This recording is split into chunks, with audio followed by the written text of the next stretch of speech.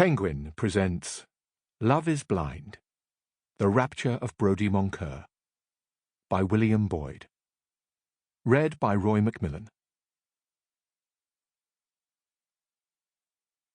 Love is Blind. During the last year of his life, Anton Chekhov thought of writing another play.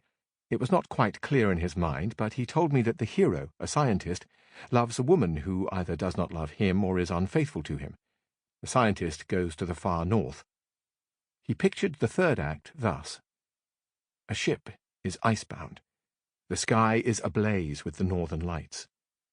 The scientist stands, a solitary figure, on the deck amidst the utter silence and grandeur of the night, and against the background of the northern lights he sees the shadow of the woman he loves. Olga Chekova, The Last Years. Falling in love is the one illogical adventure, the one thing of which we are tempted to think as supernatural in our trite and reasonable world. The effect is out of all proportion with the cause. Robert Louis Stevenson, Virginibus Puerisque. Prologue. Port Blair, Andaman Islands, Indian Empire, 11th of March 1906. Dear Amelia, there was an attempt to escape from the jail last night, and a small riot ensued. Most unusual. 3 of the prisoners were killed, but a number managed to flee. Consequently, we have a 24-hour curfew imposed on the town, so here I am in my house at luncheon, writing this long overdue missive. All is well. My leg is much better.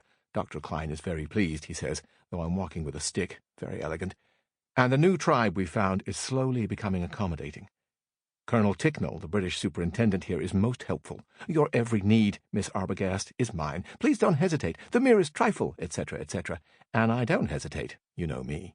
Transport, bearers, diplomatic postal facilities, even a firearm have been supplied.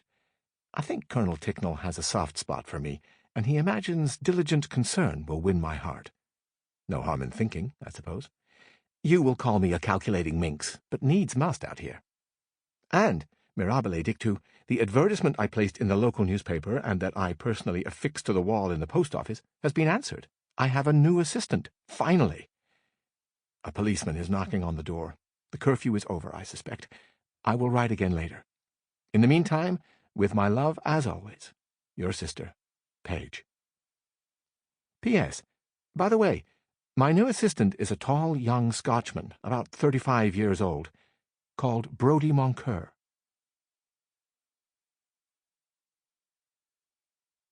Part 1.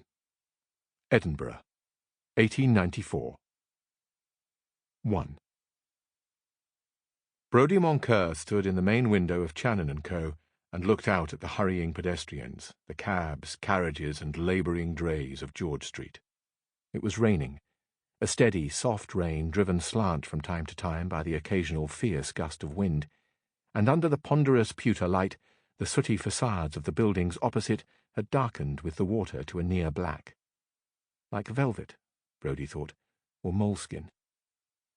He took off his spectacles and wiped the lenses clean on his handkerchief. Looking out of the window again, spectacleless, he saw that rainy Edinburgh had now gone utterly aqueous. The buildings opposite were a cliff of black suede. He replaced his spectacles, hooking the wire sides behind his ears, and the world returned to normal. He slipped his watch from his waistcoat pocket. Nearly 9 o'clock. Better start. He opened up the glossy new grand piano that was on the display dais, propping up the curved lid with its inlaid mirror, only for display purposes, his idea, the better to present the intricate machinery, the action, inside a Channon Grand. He removed the fall from over the keys and undid the key block screws. He checked that no hammers were up, and then drew the whole action forward by the flange rail under the front. As it was a new piano, it drew out perfectly. Already a passer-by had stopped and was peering in. Drawing out the action always compelled attention.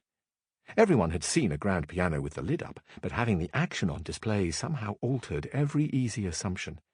The piano no longer seemed familiar.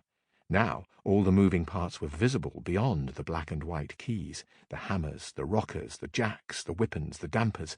Its innards were exposed like a clock with its back off, or a railway Sample complete. Ready to continue?